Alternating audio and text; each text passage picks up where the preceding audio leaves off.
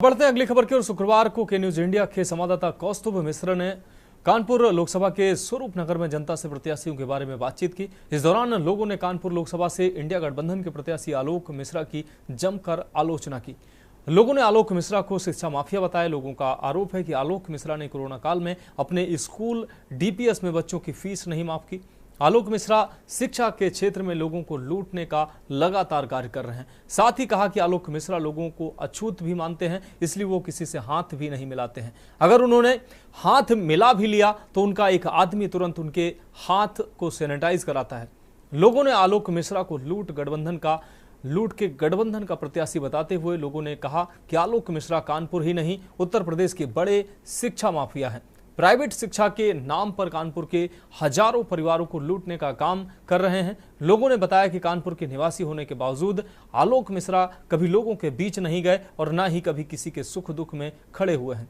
और चुनाव के बाद आलोक मिश्रा जनता के बीच में नहीं रहेंगे बल्कि एसी में रहेंगे। इसके साथ ही लोगों ने कहा कि आलोक मिश्रा ने बीते दिनों एम्बुलेंस का इस्तेमाल अवैध तरीके से प्रचार सामग्री को लाने और ले जाने में किया।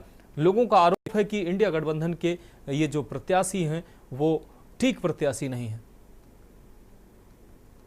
कानपुर में 13 मई को लोकसभा के लिए वोटिंग होनी है। आज के न्यूज की टीम कानपुर लोकसभा के स्वरूप नगर इलाके में मौजूद है। हमारे साथ कुछ लोग हैं, उनसे प्रत्याशी और उनके मुद्दों के बारे में बातचीत करना चाहेंगे। सर, बहुत बहुत स्वागत है के न्यूज में आपका। क्या नाम है आपका? रचित पाठक। किस तरीके से आप इस चुनाव को देख रहे हैं? ये चुनाव भारतीय जनता पार्टी नरेंद्र मोदी के परिवार का चुनाव है।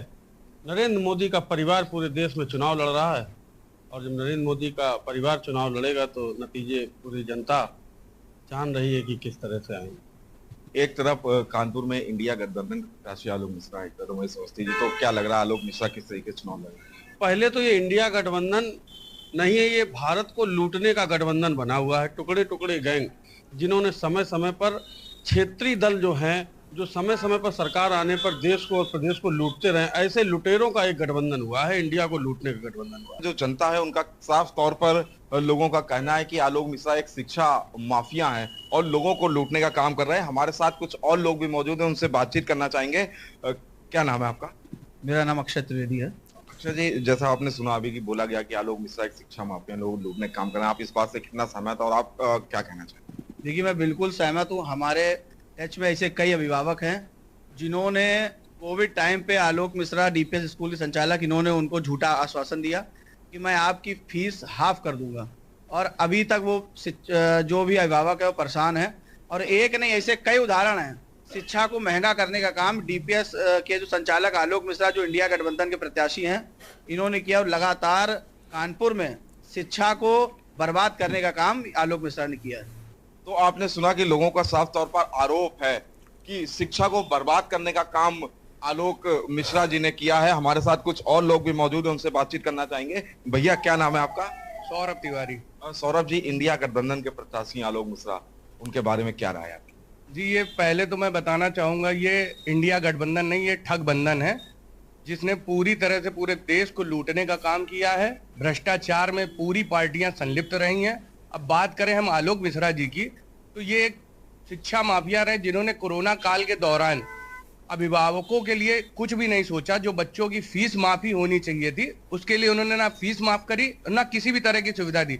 आज वो चुनाव में आए हैं, जनता के बीच में वादे कर रहे हैं कि हम ये जनता के लिए ये कार्य करेंगे, ये कार्य करेंगे। जो व्यक्ति उन दिनों में मुश्किल दौरान में जब लोगों के काम नहीं आ सका, तो वो अब क्या आएगा? कहना है कि आलोक मिश्रा को जनता मुंहतोड़ जवाब देगी। 4 जून को इसका परिणाम देखने को मिलेगा। हमारे साथ एक दो लोग और मौजूद हैं, उनसे भी बातचीत करना चाहेंगे। भैया, क्या नाम है आपका? भैया अमीश त्रिवेदी।